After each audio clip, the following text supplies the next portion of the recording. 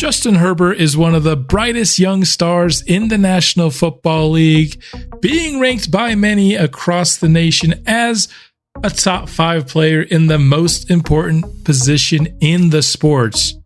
Despite that, Justin Herbert has played in just one playoff game in his 4-year career and has yet to win his first playoff game.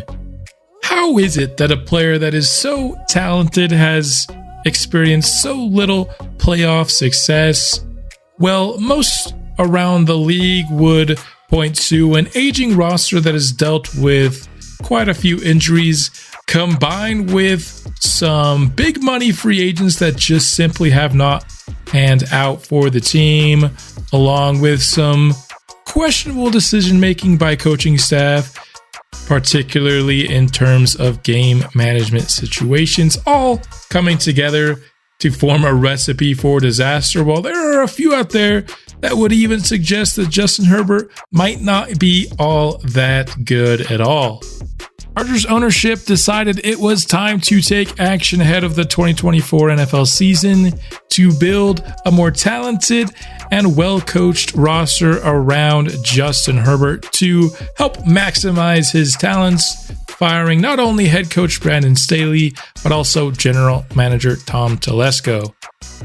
Replacing these guys would be Jim Harbaugh at the coaching spot, having just won a national championship with the Michigan college football team, and also having previous success in his stint in the NFL with the 49ers, making a Super Bowl appearance there as well.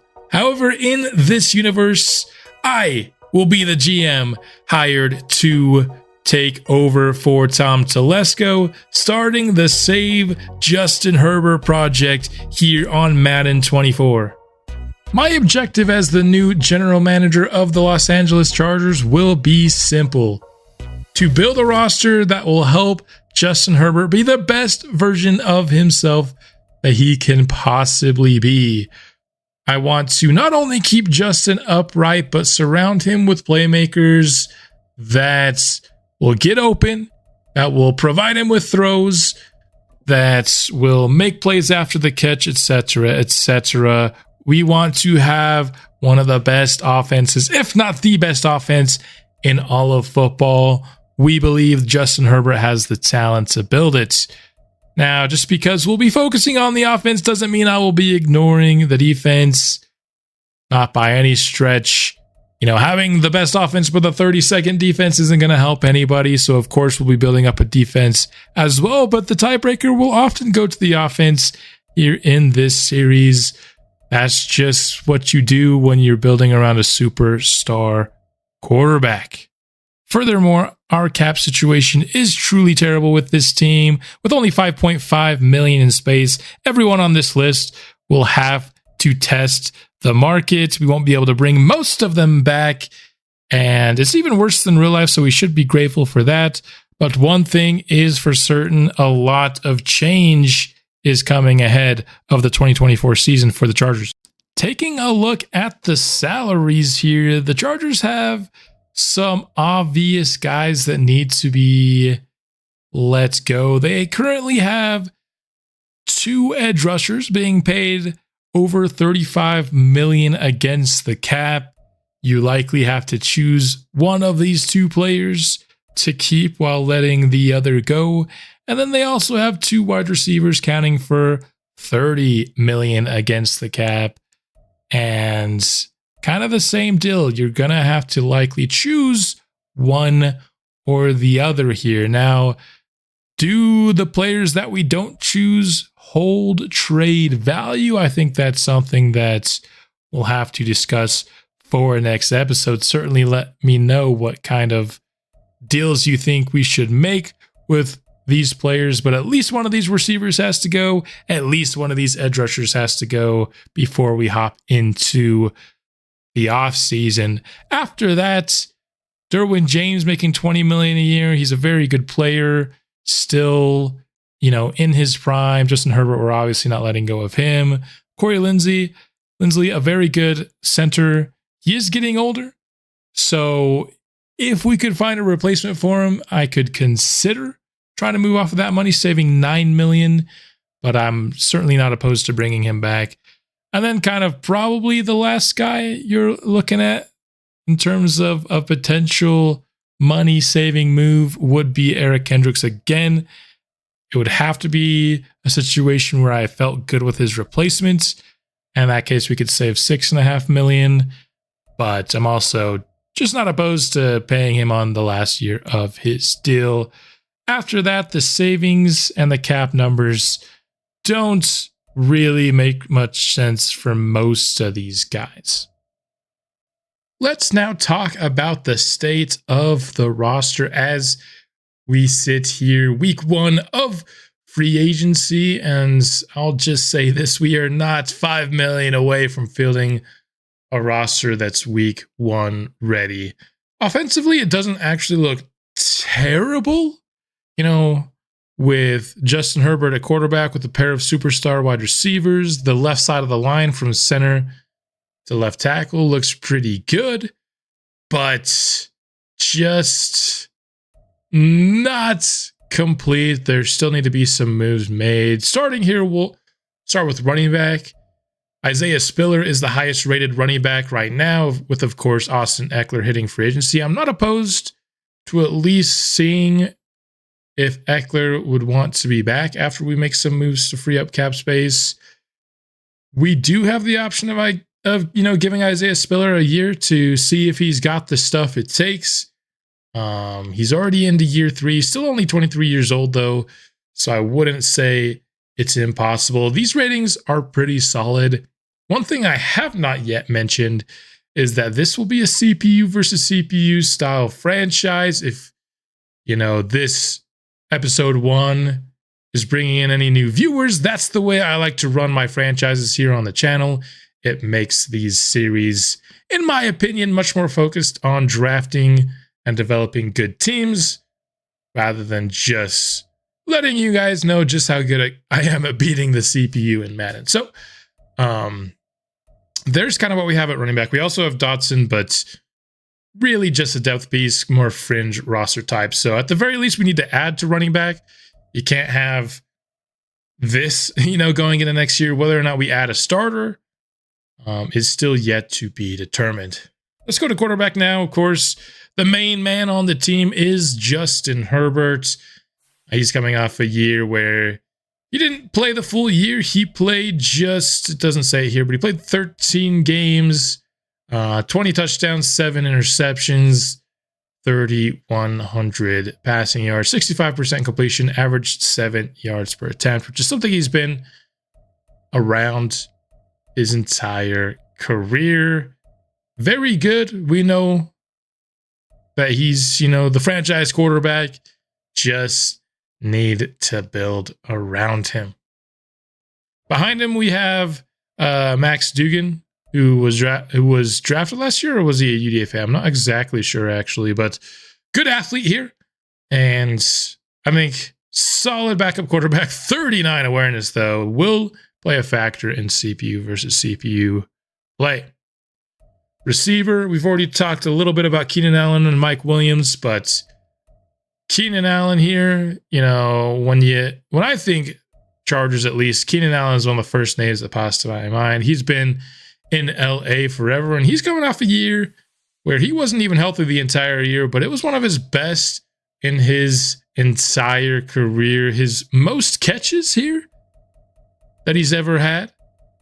It was his second best year in terms of yards and his third best in terms of touchdowns. And again, that's not even on a full season. So there's no real question of him slowing down, at least at this point. We expect him to be just as good as ever next year. Mike Williams, another guy who has battled with injury. Could that play a factor into who we keep between him and Keenan Allen? It certainly will. Couldn't even quite get to 250 yards last year. Just was not healthy. Despite that, his injury rating isn't super low. It's certainly not quite where you'd want it to be, but it's 85, which is kind of like on the low end of what I consider okay. They spent their first round pick last year on Quentin Johnston, 6'4". He's got that prototypical X receiver build. Doesn't quite have the release you want. Route running is in an okay spot, considering he's going into his second year. But just with all of the massive seasons we're seeing from so many rookie receivers, Quentin Johnston's first year would certainly be seen as a disappointment. That does not mean by any stretch of the imagination that we're giving up on this player. I still am considering him a major piece of our rebuild going forward. And unless he continues to disappoint here in this series, he's going to be one of our 3 receivers for the future. Josh Palmer is somebody that I see as just a solid player, kind of that adequate starter, replacement level player. You're fine to have him start, but you're always going to maybe hope to upgrade over him. All of his route running is at exactly at 80. Just the true picture of a solid receiver. The one thing this receiver room lacks is speed. None of these guys I just showed you even hit 90 speed. So speed will be a priority for me when we talk about additions to our wide receiver room. Offensive line, we know Rashawn Slater, absolute beast of a pass protecting offensive lineman, has good athleticism. We just picked up his 5th-year option earlier on in this video, and we'll be looking to sign him for a big deal very soon. Zion Johnson here. Going to be going into his 3rd year here. Solid athlete and a well-rounded player. Can pass block, decent bit. Is a better run blocker, but he's not, a bad pass blocker by any means. And very balanced between his power and his agile. The scheme I want to run here will favor agile.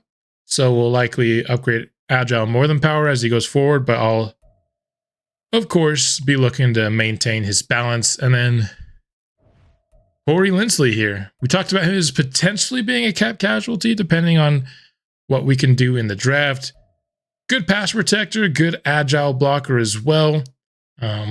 Wish he had a little bit better acceleration. I really like my interior offensive linemen, especially, but all of my offensive linemen in general, to be able to get to that second level and having acceleration at the very least, kind of mid-70s helps with that a lot. But certainly a guy you're happy with starting for sure on this team, as long as we can afford him.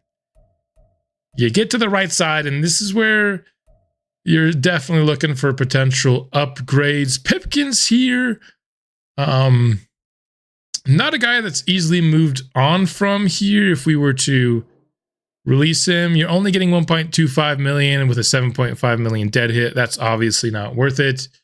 So I'll, of course, be at least looking to upgrade Pipkins, but he might be a guy that we wait one more year on. Just kind of giving you a heads up of what I feel about the draft and the free agent tackle class. Might see Pipkins at right tackle for at least one more year, but I think there are plenty of opportunities to upgrade Sawyer here. And then tight end is definitely another position we need to add. We only have one guy above 60 overall, and it's Donald Parham, who is massive, 6'8", 237 pounds, have some speed about him as well. Not much of a blocker. I do really value blocking in my tight ends. I like the impact, and I believe heavily in the impact that they make in the run game in Madden. And so, like, blocking and speed, that's what I look for. Short route running, that's kind of the big 3 I look for in my tight ends. So I view Parham as more of, a tight end 2 kind of player. And so hopefully we can find a starter, but he's not the worst starter. Defensively, I feel like is where this team is much, much farther away. They have the big names. They have Joey Bosa, who, of course, was a high draft pick and really good finesse rusher, can impact the run game, can even power move a decent bit. His injury is actually not terrible for the injury history that he's had in the league. Not, the fastest guy, but he's got good strength. And again, he's very good technician. And swim club and edge threat, really, really good abilities. Age 29. His question is staying healthy and his, of course, massive contract. And Khalil Mack is a guy who's coming off an absolutely massive season. 21 TFLs, 17 sacks. Despite that, he still drops to star development here just because of his age. And so, you know, he's not the guy who's the long tenured Charger, but he's the guy who was certainly coming off a much better year. And much like, you know, the Williams versus Allen, already talked about it, one of these guys likely going to have to go.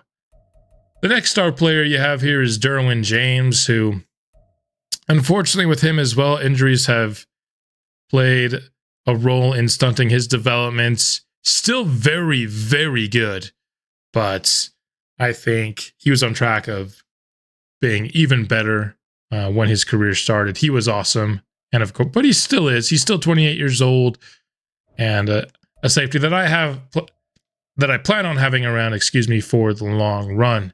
And then you have Asante Samuel Jr., who's kind of the last player on this team that you feel confident in being a starter for multiple seasons. Better in zone than he is in man, but still solid in man as well. Not much of a press guy, not much of a tackler. He is undersized, and despite being undersized, he doesn't have the best jumping. So not a perfect corner by any means, but definitely a guy you're happy to have around, and I am certainly happy to have him around.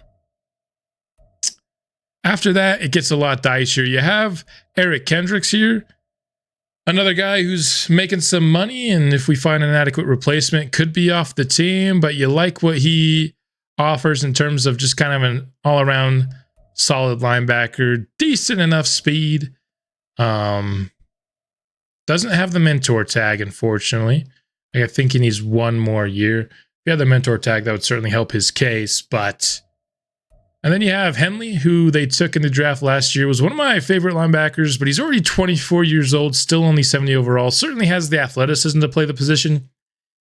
You just wonder, at 24 already at normal dev, that's a tough spot. He would have to be really, really good to turn into somebody with the ratings to be a true impact linebacker. Defensive line, we need an upgrade to the units altogether. There's not one single guy that I can say with confidence is a starting level defensive lineman. Fox here at 29 years old is our best. He's got some power moves about him, and that's pretty much all I can say. Nice, and his power moves aren't even in that great. So I would not mind getting 3 new defensive linemen. The problem is, again, do we have the money and the picks to get that done? In the defensive backfield, it's really rough after James and Samuel, both junior, by the way, as well. The best, I guess, of this bunch, in my opinion, would be J.T. Woods. He just has speed, and, you know, he's going to be one of the faster safeties in the league. That at least gives him a chance. So with all the things that we need to upgrade on defense, I'm not opposed to giving JT Woods a year to see if he could do it just with that speed, but if there becomes, you know, an easy opportunity to upgrade safety, I'd love to do that as well. Definitely more work needs to be done on defense, but as I stated previously, I will be prioritizing offense as my main objective here in the series is to maximize Justin Herbert's talents. And while I don't think the offense is in a terrible spot, I certainly think it can be in a better one. And with that in mind, let's start to preview what we have available to us in this offseason, starting with free agency, and we'll end things off with a very nice draft preview that I put a lot of work in, and I hope you will like it. Before we hop into the guys that will be available this offseason, I want to briefly go over some house rules that we'll be using for player acquisition in this franchise series. There will be a link to a Google Sheet that has these house rules in the description of every video should you ever want a refresher. But seeing as how this is episode 1, I will go through them right now, starting with free agency. Our first house rule is that we can only negotiate with free agents with yellow interest or higher. I think this just makes it more fun to just not always get the best free agents and overpay for the guys that don't really want to be there. Let's just use free agency to, get guys that would like to actually play for us over in Los Angeles. Number 2, in week 1, I must offer player-friendly APY, that is average per year. I don't have to offer the amount of years that consists of the player-friendly base offer, but I have to, at the very minimum, offer the per year contract, and that is just for week 1 of free agency. Another quick note on the first one, that does not include post-draft free agency. Those guys at that point are really just looking for a job. And then our final free agency house rule is that I can only have one 85 plus overall free agent on the roster at any given time. That is not per year, that is total on the roster at any given moment, and a total of 4 that are 80 plus overall. Now that is at the time of signing. So if I sign a guy who's 31 overall, 31 years old at 86 overall, and he regresses after a couple of years below 85, he still counts as that player that was signed at 85 plus overall. But conversely, if we sign a guy that's 78 overall and 25 years old, if he gets to over 80 on our team, he will not count as one of those 4 80 plus slots in free agency. So we'll have that to deal with as we take our first look at free agency in just a moment. But we also got some house rules in other areas of this series. Next up, we've got the NFL draft, where I have 3 house rules attached to this portion of the offseason. I cannot view mock drafts 4 or 5. I think this adds a lot of fun into the draft in terms of just the mystery. Mock drafts 4 and 5, especially mock draft 5, is just a little bit too predictive for my liking. You end up knowing, exactly where you need to trade in the draft, up or down, to get your favorite players. And that's just not how it is in real life. A lot of teams are hoping a guy falls to them, and they're maybe even expecting him to, but he gets sniped a couple picks before. And that just adds the possibility in this series. I've only briefly used it for a couple of off seasons, and I've really enjoyed the results. I can only add 1 first round pick additional from what I start with on draft night. So basically, if I come into the draft with 1 pick, I can't end up with more than 2. So I can't trade into the first round more than once, basically, is what this is for, just to avoid some unrealistic stacking of 50-year options. You don't really see a team trade into the first round more than once in a single draft. And then the third rule is that I can only do, it's supposed to be 2, I accidentally fat fingered it. So this says 3, but I can only do 2 draft day trades involving rounds 1 through 4. I might not have even fat fingered it. I've waffled between 2 and 3. I feel like 3 is solid, but it's not really as much of a challenge. And one of the objectives of these house rules is to make the series more realistic, and another objective is to make it more challenging. And so I just feel like 2 is more challenging than 3. So despite the fact that this screen says 3 draft day trades, the Google Doc that I use and what I will be using as the house rule in this franchise is 2 draft day trades. The final one here is trades. There's only 2 house rules here involving trades. I cannot trade for a starter offered on a trade block. A lot of the times when you're looking for someone, you throw them on the trade block, teams will do kind of the 1 step forward, 1 step back trade by getting a starter somewhere, by giving up a starter in another spots. Most of the time, this is a bad decision. Sometimes they'll do it, with a promising backup behind them, and they're looking to get younger at a position. That would make sense, or a guy's up for contract. So occasionally it makes sense, so there will be exceptions, but for the most part, these CPU trade block offers tend to end up with some bad ones, and this is just trying to mitigate, you probably don't need an official rule for this. I could just use my judgment and say this team wouldn't do this, but just in case I get tempted, there's an official rule. And then I can only buy, quote unquote buy, if we're a good team and there's one spot we really need. I can only buy one player per year that's worth a pick in rounds 1 through 3. If there's like a borderline starter that we can get for a 5th, then I'm okay doing that as well. But the higher quality starters usually have to pay somewhere in rounds 1 through 3 to buy them off of a team that's struggling. I could only make that deal once per year, and honestly, we won't even be using that once per year. It'll more likely be maybe once or twice in the entire series. Again, maybe not a necessary role, but one I'm putting in place just in case. I feel like the free agency and the NFL draft rules will be much more impactful as to how we play this franchise series than these trade ones. These ones are just more keeping me from taking any shortcuts, just taking away the temptation to do anything that would, be a shortcut.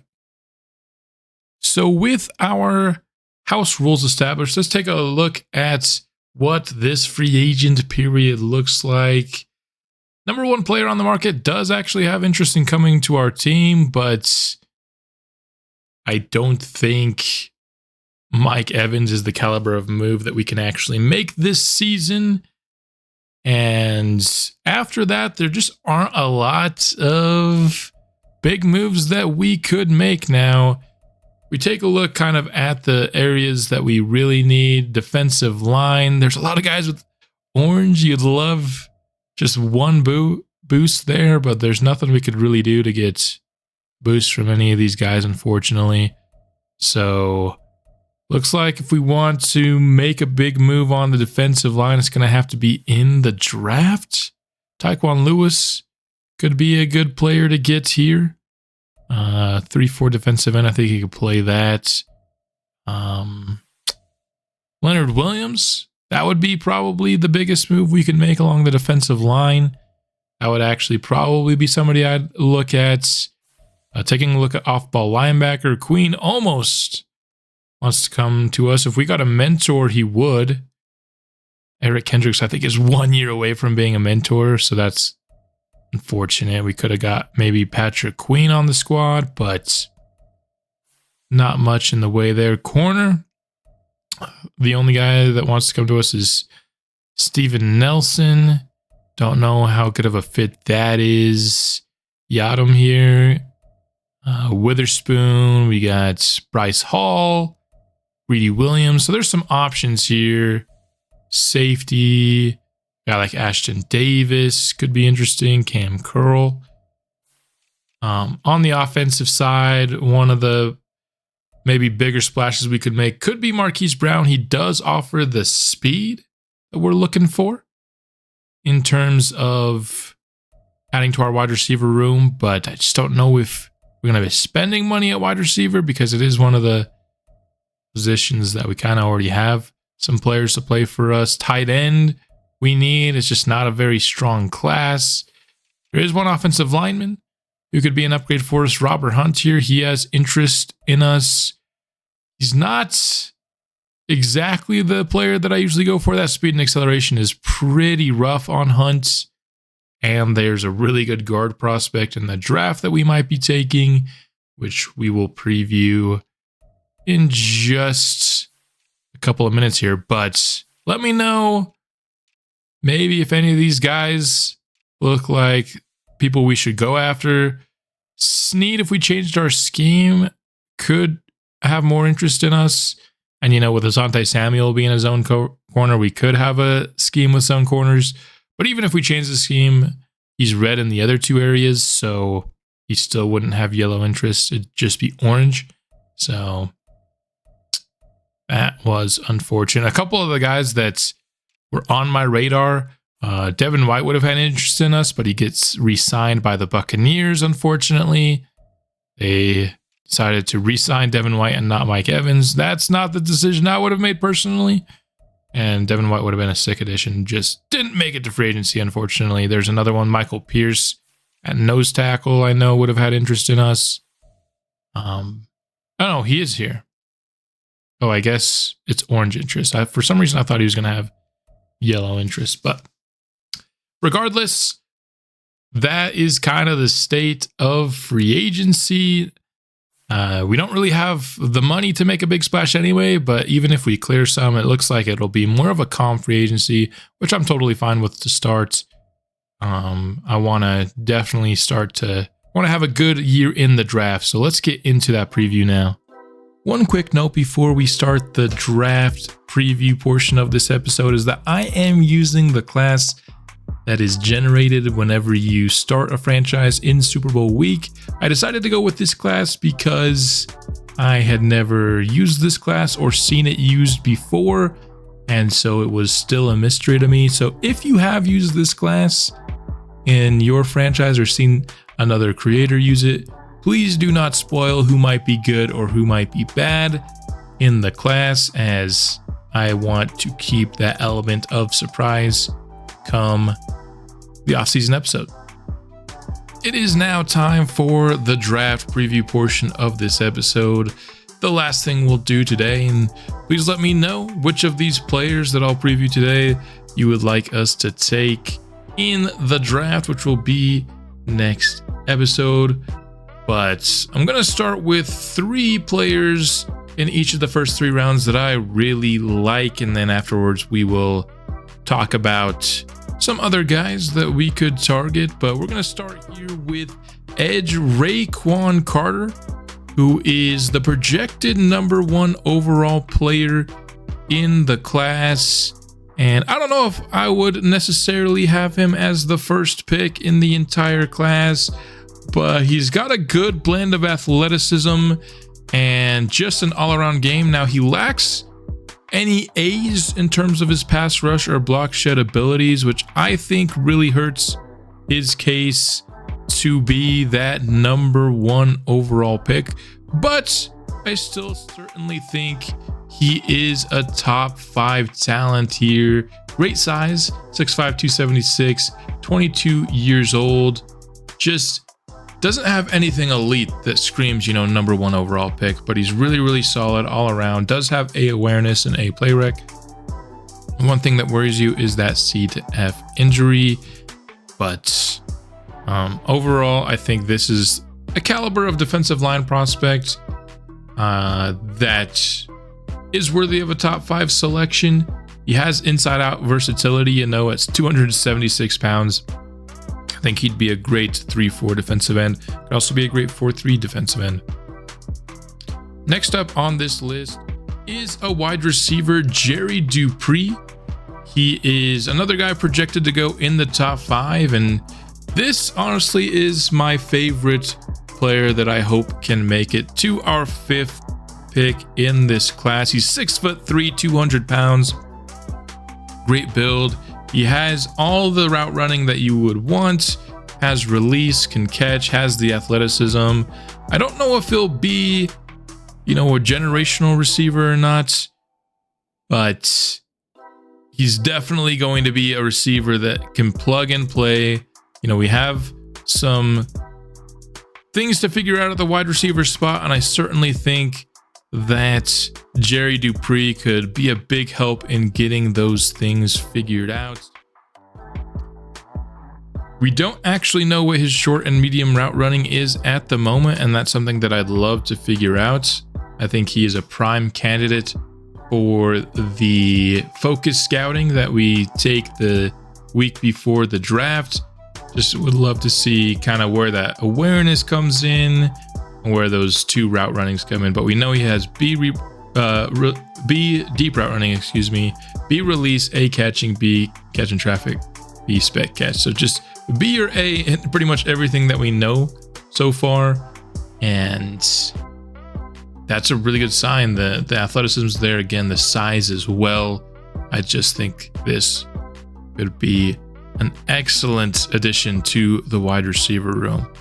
And then the 3rd guy I think is worthy of a pick in the 1st round is offensive guard Lopez, who is an absolute unit. I think one of the best offensive line prospects I have seen. He is 6'3", 330 pounds. 230 pounds would not be very big for offensive line.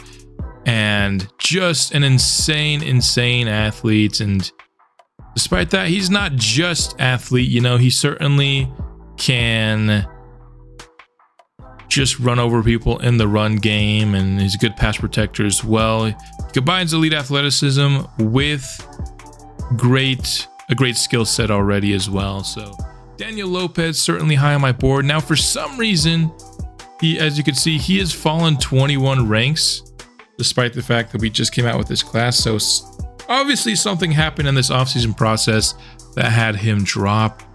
If I had to guess, it was probably this injury scenario. It's C to F now. I can't remember what it was when I first got my first look at him. So he could have bad injury, which would really suck because he looks like an insane player. Just elite all across the board, but nearly 40 reps in the bench press at the combine. I mean, this is a guy that, you know, when I first saw his ranking, he was somewhere around like 15. And now he's dropped to maybe being somebody that goes at the end of the first, maybe even falling to the second. So this would be a guy, if the first two guys that we previewed are off the board, we can trade down, accumulate some assets, and pick up a really awesome offensive line player. Moving on now to round 2. There's not a lot that I like at our current pick at 37, but there is one guy. This is Carnegie, an edge prospect, and he's a player that I think the unfortunate thing with him is I feel like his best fit is as a 4-3 defensive end. I don't think he has a great fit as either a 3-4 defensive end or a 3-4 outside linebacker, but we could make it work. And the name of his game is his power moves. He has 8 power moves, and he's an above average athlete, though certainly not gonna be his calling card in the league. You know, you see good strength, speed, and acceleration. His block shedding has a chance to be really good as well. Not gonna be a super injury prone player, just not an insane athlete, which is I think why he might be available in round 2. Could go at the end of round 1, but he's somebody that if he's there at 37, we'll take a good hard look at him just to get somebody that already comes out with great power moves. Would be, I think, a steal for us. Now, there are a couple of corners that I like. They're likely to go more late round 2, so could be trade back options. We're going to start here with Demarius Smart, who's a pretty small player. He's only 5'11", 180 pounds, but he's a guy that has excellent man coverage. His own coverage is looking to be probably solid as well. Really good athlete, just not a guy that you want playing probably a ton of press. He's actually pretty good at it for his size. Just, you know, you get some of these bigger receivers on him, and he could have some problem with those guys, but very competitive player. And 22 years old as well. I think he could be a very good option for us in kind of that more late round 2 area should we decide to trade into it. Playrec struggles a little bit there, but yeah, that A-man coverage, B press, that's what you're going to be drafting Demarius Smart for. But he is not the only corner that I like in this area of the class. I want to talk about Antoine Portis as well. Another guy who's only 5'11", but he does have 16 extra pounds, just under 200 pounds for Portis. And he uses that, I think, to be a little bit more physical in his play. Another guy who's got great speed, a solid press. I think he's going to be maybe a little bit better in zone. We don't exactly know how good Demarius Smart is in zone, and we know how good Antoine Portis is. Who do I like between these two players more? I don't know. They're very, very similar prospects. And the one edge I'd give to Portis is the fact that he is 21 years old.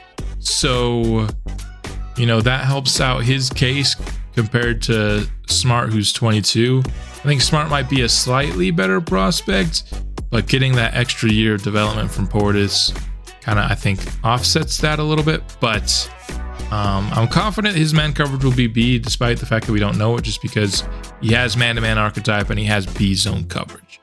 So I can't really see as man coverage being below B there. So a couple of corners here. Now, moving forward to the third round, there are a few players that I really like. We're going to start with Deshaun Dent, tight end here, who combines good athleticism with good run blocking and good short route running. And those are kind of the three things that I really like in a tight end prospect. The one drawback with him is he is 23 years old, and you don't love 23. Tight end is probably one of the spots where I care the least about age, though, because you don't really need a tight end to be a superstar player for them to be productive in Madden. I think that's kind of been proven in some of my previous series. It's great to have that superstar tight end like a Lewis Smart in my San Antonio Express franchise. But tight ends can be very productive as long as they can run block a bit and have that speed to produce. I think Deshaun Dent has that. So there are a lot of positions that 23 really worries me. I mean, it's never good, but I feel like tight end, it's just a little bit better. Elite strength, great speed. He does have that poor acceleration, unfortunately, but it's got A catching, A run block, A short route running. I mean, there you have it. That's the trifecta there. He does have C to F injury combined with that 23, so he's certainly not a perfect prospect, but that's why he's going to be available in round 3. So he's one of the players I've certainly got my eye on. Now let's transition to the defensive side, where there are a couple of solid prospects on that side, starting with JP Williams here. He's a off-ball linebacker who has the field general archetype, which is our scheme fit and my favorite type. He's also 21 years old. Athleticism, very good. Not elite by any means, but certainly at a level you like to see. A awareness, B tackle, B zone coverage. So he's going to be somebody that I think can affect both the run and the pass, which is a big plus in his favor. The youth as well. And he's just probably my favorite linebacker in this class. There are a couple of other options. Again, we'll go over the guys that we didn't get clips over in just one moment. But there's one more guy that we were able to get brought in for a top 30 visit and get some clips on him. And the last guy is Potts here, an interior defensive lineman. He is 6'6" and 300 pounds. His calling card is kind of having a well-rounded game. His block shed, finesse, and power moves are all at B. He's also a really good athlete at 21 years old.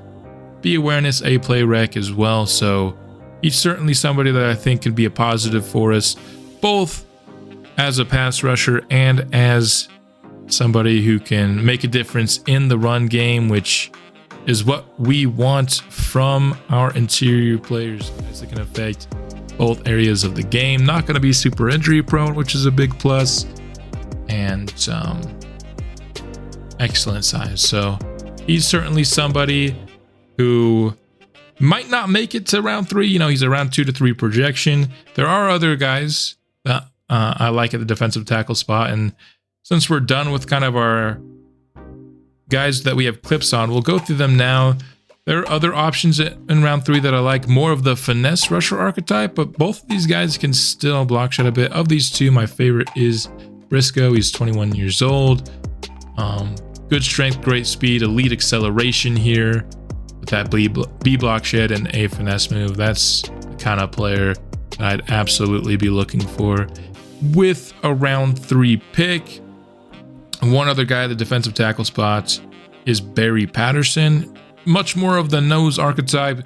Doesn't have much speed about him at all, but 44 reps. You got to think that's at least 97 strength, if not maybe 99. And he's got a decently well-rounded game. He can block shed, finesse, and power move all at, you know, just an average level. So he's got an average skill set, but could be just an absolute mountain of a man, which is a good place to start. He's also 21 years old. So those are kind of the guys I like in the defensive tackle class. Going through other positions, some of the other guys that I like that we didn't talk about. I haven't fully gotten through halfbacks yet, but I will say I was not impressed with the initial class. So I still need to go kind of through the day 3 guys, but wasn't impressed with anybody that we could take maybe as a second, third, or probably even 4th rounder. So likely just a late round flyer here. Tight end, there are a few other guys that I like here. A couple guys that will go before Dent and after Dent, but probably not going to take either of these guys before him because I would prefer Dent. But a guy like Rick Price, should we miss out on him, is certainly an option. Another guy who's got the strength and the speed, but not the acceleration. Just not quite as good as Dent in my opinion, but still pretty solid. Offensive line, there's one center that I really like, Aaron Aiken here. Now, the grades won't wow you, but he is a really, really good athlete, and I absolutely value that in my offensive lineman. Another guy who could be injury prone, though, but a possible 3rd or maybe even 4th round target for us at interior offensive line. On the defensive end prospect, there's really kind of just the guys at the top of the draft. I don't love anybody that we can maybe get as a steal down the board. Middle linebacker, there's a couple other guys that I think are solid. Ben Cummings would be a good alternative to Williams, I think. Has more of that top end speed for sure. And I think he's going to be a really solid prospect. So Cummings and Williams I see pretty similarly. Honestly, I could take either one. And then a guy, Miles Fitzpatrick here, not quite as good of the athlete, so he's more of that day 3 linebacker option. At corner, there's a couple guys further down the board that I like. Should we miss out on Smart and Portis? And then safety, another option on day 3 that I like, Gio Rudolph here. He's just a run support guy with some pretty solid athleticism. Coverage, not going to be a strength of his, but just somebody that you could get on day 3. You always like a safety that's a decent athlete. Don't like the kickers and the punters in this class, unfortunately.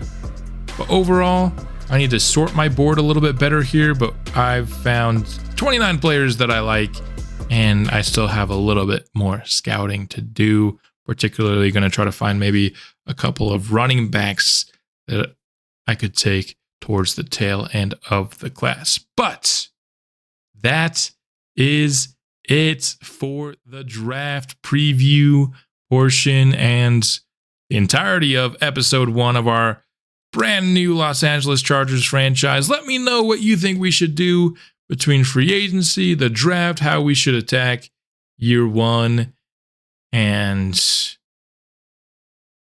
we'll be back soon with the off season, and I'll see you then.